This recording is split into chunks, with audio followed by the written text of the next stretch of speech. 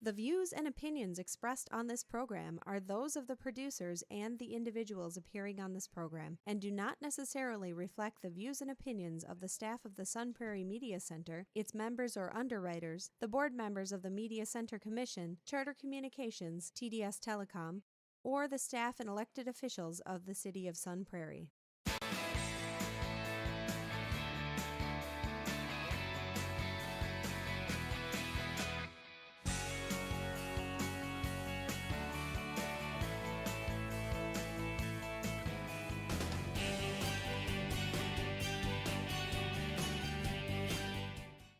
Hello, and welcome to Real Reviews. My name is Jameson Rabbit, and the man seated next to me invented the whole putting bugles on your fingertips.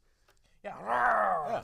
His name's Mike Roth, by the way. See, you get to be all scary with the long witch nails, fingers? and then you get a little snack for doing a good job. Yeah. If you scared them. If you Right. didn't scare them, you don't get to eat the bugles. You have to go to the next person with the It's a game. It's a thing. Wow. It's yeah. I'm proud to say that I've go on played the that internet, game. buglefingers.com. Yeah? Yeah. Mike owns the copyright to that site. So this week we have a few movies on the marquee for you, as well as a really fun throwback film. So I'll get us started here with what's on the marquee.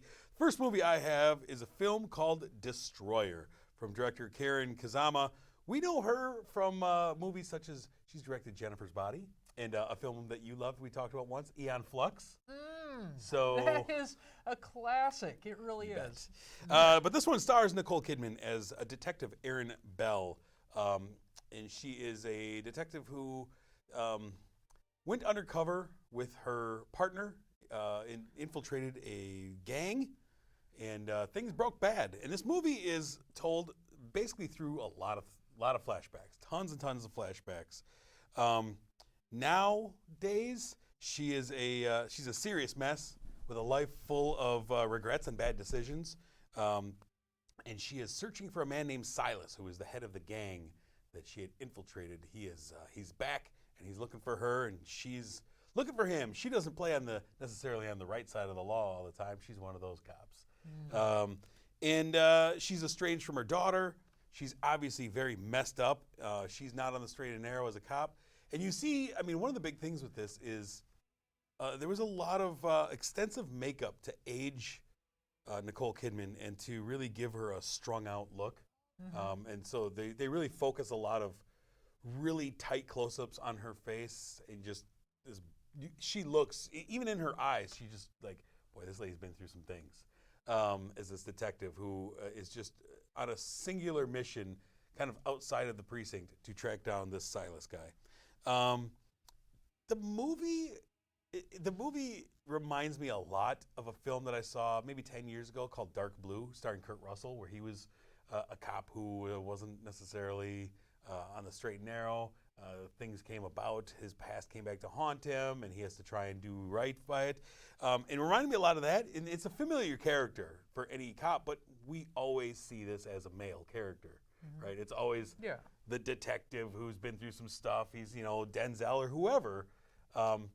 And it was kind of refreshing to see Nicole Kidman in this role. And she was really good. You also had Sebastian Stan, who I love. It was her partner who went undercover along with her. Bradley Whitford was kind of hilarious in this as a snooty lawyer who gets what's coming for him. The problem was this, basically the entire movie was told through flashbacks. And after a while, not all of them worked. And after a while, timelines started to get kind of weird. I just wanted like 10 minutes of, give me some linear storytelling, just move it along, because you'd move it along and then you'd step back. And then you'd move it along, and it was just constant movement that didn't always need to be there. If people are able to mix up the timeline in an unusual and creative way, sometimes it works really well. Yeah. Other times, I have a feeling, it's... it got to be a little much. I mean, at first it was like, okay, I see where we're going with this, but then it was the entire 2-hour runtime was like 5 minutes, 5 minutes, 5 minutes, 5 minutes. And you start to realize, like, this is nothing but flashbacks. What's the movie that I'm actually watching? What's the story that I'm getting here? Yeah. But Nicole Kidman was really good in this. I was actually hoping it would be a lot better. This was one of those that I circled when I saw the first trailer for it. I was hoping this would be great because this is one of those movies that came out in 2018 that one person saw in 2018 and is now showing up in theaters for the rest of the world to see in 2019. And I had heard early buzz that maybe she'd get an Oscar nomination for this role, and she didn't. And it's because the movie was kind of weak. Did at least makeup artists get some recognition? Those are like the minor awards, but I don't believe so. I think this kind of just got skipped overall. And ultimately, I ended up giving Destroyer 3 out of 5 stars. It's fine. It's refreshing seeing a female role that has this kind of grit to it, but they could have done it a lot better. So it's next you have your movie, sir. The man, the boy, the kid. Oh, the kid who would be king. This is a children's movie that's out, and really when I went to see it, my hopes was really low. This looks like one of those. That trailer looked terrible. It was a terrible trailer. It looks like a very weak, overdone plot. But once you sit down and you start watching this, it really is a great movie. This premise is you have a young boy who he goes out into a lot, he pulls out a sword from a stone. Of course, this is just like the story everybody knows of, where the king pulls out and then he becomes kingdom. But this one has what feels like it wouldn't be a twist, but for this type of story, it really did. Arthur, Alex, played by Louis Ashbourne, he has to gather his enemies together at the table. He does exactly what a king would do. You don't just go out and make more enemies. You bring people to the table. Just smite everyone. That's what I thought they did. In this one, his best friend, his beaters, he gets picked on by 2 bullies. These 2 bullies become his bullies. Once he finds out that when Merlin comes in and tells him the story of Morgana that is going to enslave all of Britain and blah, blah, blah, he realizes he needs to bring people to the table that are strong. He brings his bullies to the table and he works with them. And the cool thing about this story is a lot of times in movies like this, the bullies are just like, oh yeah, we're in trouble, and then instantly become friends. With this one, all the characters felt unique. They felt like you had the struggles of people working with someone you don't want to work with and eventually build a trust, which I really enjoyed about this movie. And of course, Merlin, played by Patrick Stewart. Don't go wrong with Patrick Stewart. He is a great person. But the kid who also played Merlin, played by Agnew Imrie, I might be getting that wrong. He was fantastic to watch. He had these mannerisms in order to create spells that felt very complicated, but he did it with such confidence that you enjoyed watching him play this character. Again, something else you were not expecting from this movie, people to be acting well. This really feels like a cookie cutter kids movie that gets thrown out, but when you watch it, you're like, wow, this is really refreshing. I went in with low expectations, and I walked out feeling really happy to see this movie, and I wouldn't mind actually going back again if I had some kids that were interested in seeing a children's movie. But unfortunately, all my kids are really old. Too old for that. What did you end up giving The Kid Who Would Be King? I gave it a 3.5. It's a solid movie. Yeah, because you and I both were kind of really tepid on it. Oh yeah. Going in like, it doesn't have me excited at all. And that could be one of the reasons why I like this so much. But it's getting great reviews, actually. I mean, because I didn't get a chance to see it, I kind of was looking at some of the scores out there, like, wow, this is one of those movies that kind of like Paddington was, only to a lower level of like, yeah, this isn't for me. Hey, look at this. This is enjoyable. And then I started looking at it, and the writer and director, Joe Cornish, who he wrote the first Ant-Man movie, and he wrote and directed one of the most underrated great movies of the last decade, Attack the Block, which is a great alien invasion movie set in the ghettos of London, starring John Boyega from Star Wars. Okay. And so he's a really strong writer. And so then it doesn't surprise me a little bit that, the writing might be a strength. This actually, it really shows. Because me describing what the movie is, it sounds very cookie cutter. The trailers are awful. You watch this and you realize, wow, he really paid attention to building relationships and fleshing out these characters. Just suffered from a bad trailer. Just suffered from a bad trailer. Yeah. I haven't seen the box office on it, but I don't know. It was a really weak box office overall this week, partially because the whole country was frozen. Yeah. And because there wasn't anything new and exciting. And we'll get into that as I talk about the next movie I have here, Serenity, starring Matthew McConaughey. This film, you want to talk about box office, this film cost, I believe, $40 million to make. Oh. They made almost $5 million. There's been big turmoil because the advertising company decided not to put any money into advertising. They said they saw the movie, and they said, we're not wasting our money on advertising for this thing. Good luck. Which is surprising when you hear the cast that's in this movie. So it's Matthew McConaughey stars in this as a man named Baker Dill. Baker Dill is a fisherman who is obsessed with catching his Moby Dick. He's got one fish and he's got to find it, and he's do anything to get it. He's a hothead who kind of lacks impulse control. He's also a borderline alcoholic. And he hooks up with the lady who lives down by the docks, played by Diane Lane, who I love. She kind of provides him with money when he needs it because he's not making any money as a fisherman because he's obsessed with one fish instead of catching fish to pay the bills. And then the movie sets up as like a detective noir. Partway into the movie as a femme fatale played by Anne Hathaway, who is his ex-wife, arrives in town and asks him for some help. They share a son who... And Matthew McConaughey, his character of Baker Dill, can communicate with his son just by talking. There's this mysterious communication where he can just talk into the ether, and his son hears him through his computer somehow. Got weird. It starts to get weird. Things start to get weird. Her new husband, played by Jason Clarke, is an abusive, rich guy who she wants killed. She comes into his office and says, I need you to kill him. Throw him off the boat for me. Blah, blah. Jason Clarke plays a real jerk in this movie. And there's this brief moral crisis that Baker Dill has about what he should do. You know, she's offering him a ton of money to do it, and he's beating up your son, blah, blah, blah. But that brief moral crisis is followed by a reveal that is supposed to be shocking, but you kind of see it coming from a mile away. And it kind of turns the movie on its head for the final 20 minutes or so. And it felt like the filmmakers were like, whoa, check this out. And I was like, saw that coming. What else you got for me? It was kind of frustrating. And, you know, Matthew McConaughey is good in this, but he's just playing a role that he's played many times. There's not much for him to do. It's a really sloppily written film that's just wasting this cast. I mean, these are multiple Oscar winners. Yeah. I mean, huge cast. When I watched the trailer, even though you had great actors, it felt like just watching the trailer, each one that they're phoning it in, or the timing was off, or maybe again a victim of another bad trailer. Yeah. Is this a victim of a bad trailer? No, it's not a good movie. It feels like this should have been a direct-to-Netflix film. Yeah. And you would have been, yeah, you see that McConaughey film on Netflix? Yeah, well, that's pretty good, right?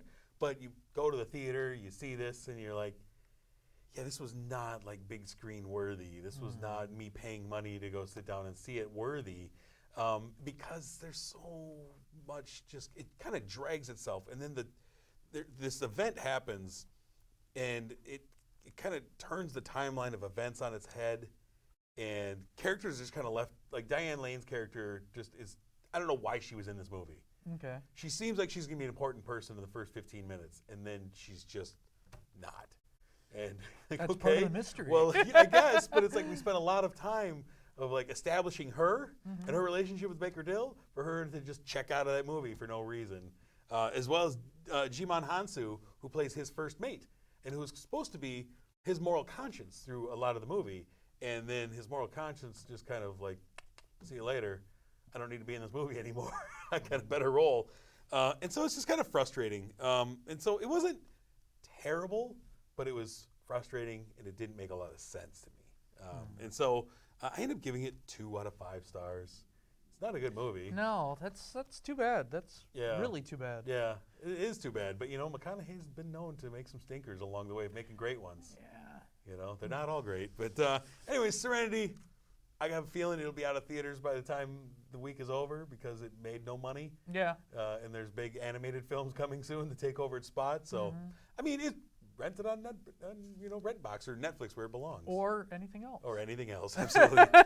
What do you have for us, sir, the last movie on the marquee? Oh, this is the one I was looking forward to the most. Stan and Ollie. This is a story of Laurel and Hardy. If you're not familiar with them, they predate Abbott and Costello. Big Hollywood stars, comedians. I actually loved watching their old stuff when I was a kid, late at night. They're fantastic comedians. You have John C. Reilly playing Oliver Hardy and Steve Coogan playing Stan Laurel. This is a segment of their life pretty much takes place after they were popular, and it's about their comeback tour, which was a little tough for them because when they left Hollywood, they pretty much left with no money. It was during a time where actors really didn't have the guild and they couldn't protect themselves, and studio companies took advantage of that. Yeah. The actors and actresses were slaves to the the studio company. system owned the talent. And these guys, once they tried to go off on their own, they were pretty much crushed. They were replaced and pretty much forgotten. This is their comeback tour, and they're older, and a lot of it is watching them have this relationship. There was betrayal, and even though there was that betrayal, you had Stan Laurel working hard at getting this relationship. There's also another side relationships of their marriages, and that I would have loved to have seen more. When you see Hardy's and Laurel's wife, Lucille Hardy and Ida Laurel, get together, it was almost watching another routine, and I really wanted to see more of that. But, I mean, really, this movie was fantastic. I liked that it didn't put too much drama into it. There was a lot of happy moments. You got to see a lot of the comedy routines. The chemistry between John C. Reilly and Steve Coogan was great. I also had a little issue with the makeup, which I think Hardy's makeup would have been fantastic a while ago, but I've seen so much better.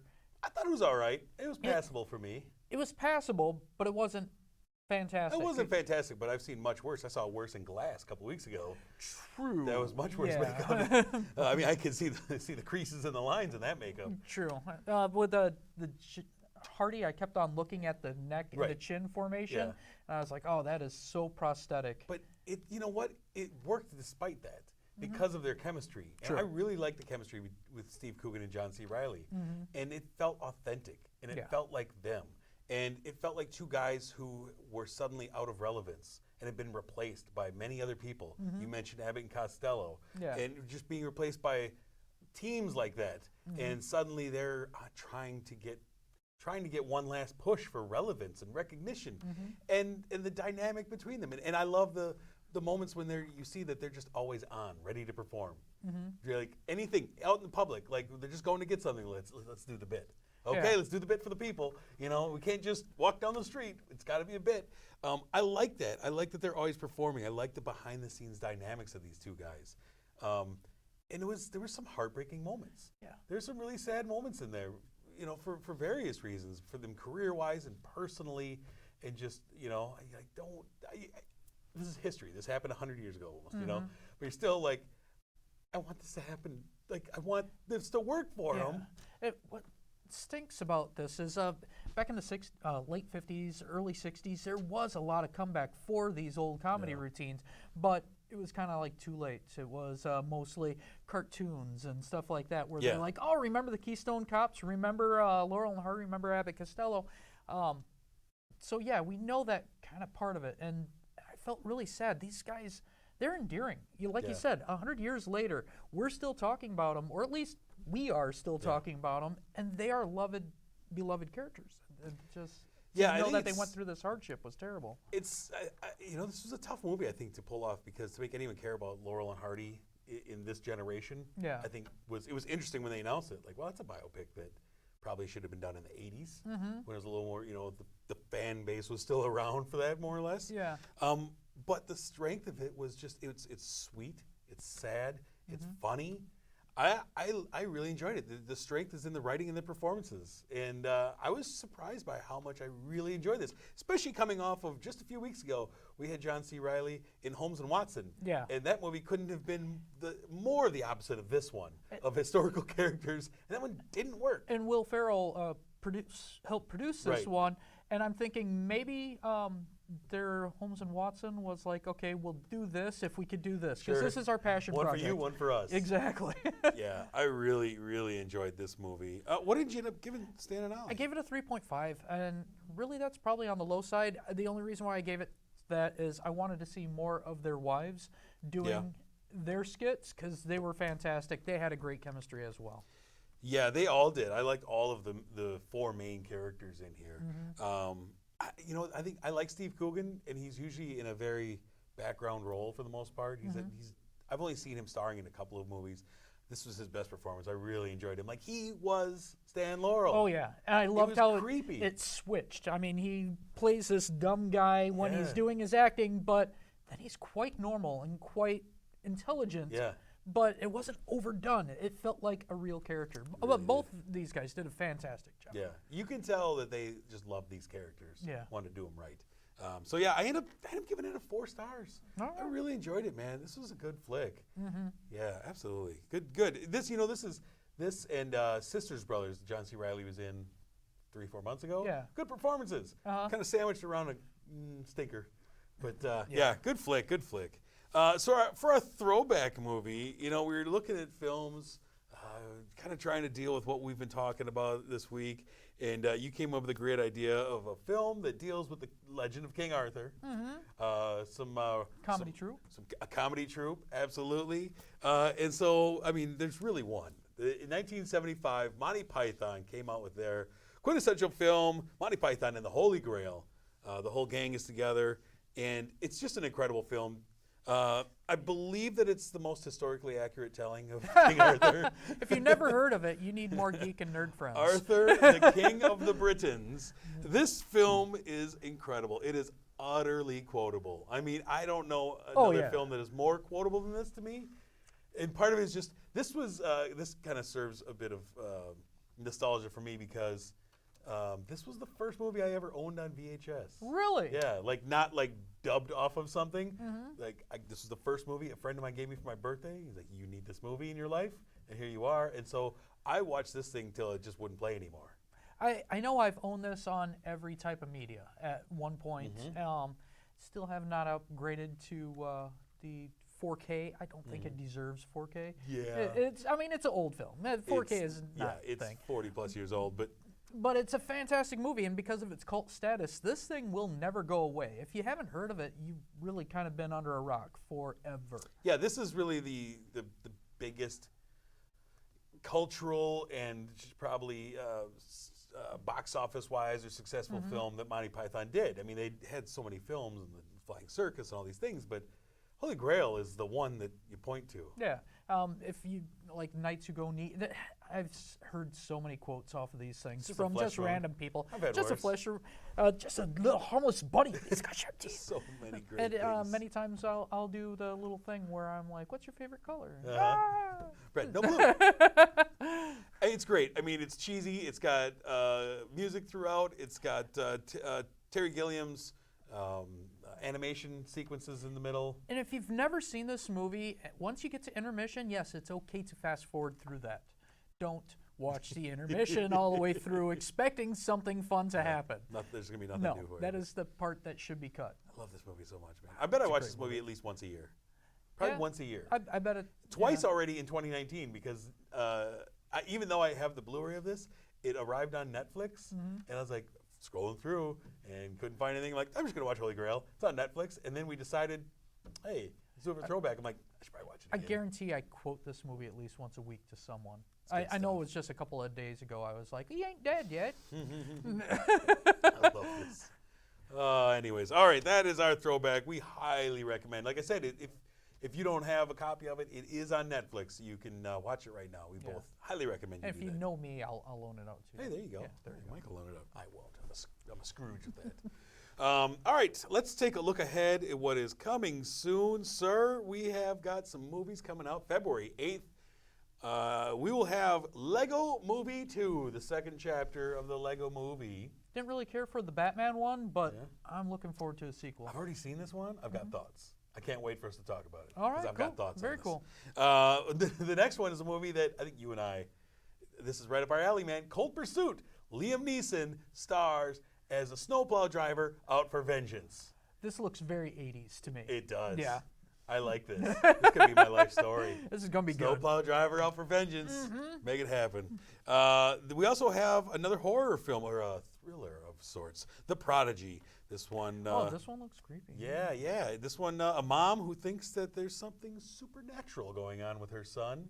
We'll see. We will find out. And then lastly, it is a spiritual sequel to a movie that we got starring Mel Gibson like 15 years ago when he starred in What Women Want.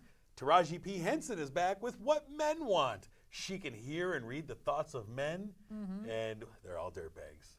Every one of them is a dirtbag. We're going to find out how it all works out for her, though, in What Men Want, coming February 8th. You can find all these things, though, by going to our sponsor, Marcus Theaters. We want to thank Marcus Theaters, the Palace here in Sun Prairie, for sponsoring our show. We do appreciate it. They have their Oscars showcase right now. The Oscars are coming up February 24th.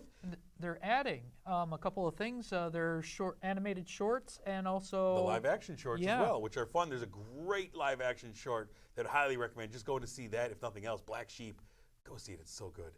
It's worth your time. It's like 20 minutes long. Each movie, it's like a new movie every 20 minutes. It's great. You're getting your money's worth. You really are. I mean, yeah, it's great. I mean, you've already one of the animated shorts is the Bow, the short about that played in front of the last Pixar movie. So you can see that one again. Did you like that one? I did. I like all of those. Yeah. All of those Pixar shorts are great. But anyways, you can go check out their Best Picture showcase, all their Oscar showcase that they have going on right now through the Oscar season, I guess, which is coming up on the 24th. You can also, you can find more from us if you want to. You want to find out what else we've been talking about. You know, last couple weeks actually, we've been talking about movies that we loved and hated from the previous year, movies that we're looking forward to in this upcoming year here that we're in. You can find all of those programs if you go to sunprairiemediacenter.com. There's an on-demand player. Also, you can go to our YouTube page, Real Reviews, KSUN, KSUN.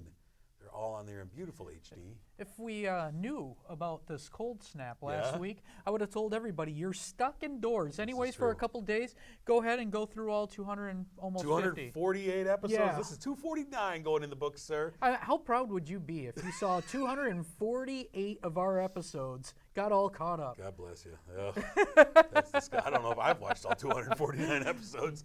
Oh, maybe I have something to do ahead of me. But you can also find us on Facebook. You can find us on Twitter at Real Reviews TV on both of those platforms. Next week, sir, we have got an action flick. Miss Bala, I believe is what it's called. Yeah, Gina definitely. Rodriguez out there. She looks so much, or sounds and looks a lot like her mom. I'm pretty excited to see this. She's going to go out there. She's going to probably shoot some people, maybe snap some necks. Yeah. I'm expecting that. Also, what else we have? A beautiful streaming spotlight for next week. On the Netflix, if you want to watch along and tune in next week to see what we thought about it, there's a film called Velvet Buzzsaw, new Jake Gyllenhaal movie. It's going to be our streaming spotlight for next week. And who knows what we'll be talking about. Maybe Mike will do an interpretive dance. I could. I could do the little thing with the Buster you can do the Keaton Johnny Depp thing? Wow, we live in totally different generations. I just watched Benny and June recently. Nice. Yeah, the last couple of weeks I watched Benny and June. Yeah, that's a good flick too, by the way. Anyways, so who knows? Is your beard color going to be the same next week, you think? That's never certain. I don't even decide anymore. Sometimes I wake up, it's a different color. I go, I guess I'm going with that today. You don't know. So, No. I live in a whole different timeline than everyone else right now. You really do. Well, next week, find out what color it will be by tuning in to Real Reviews. But until we meet again, I'm Jameson. I'm Mike Roth. Thanks for watching.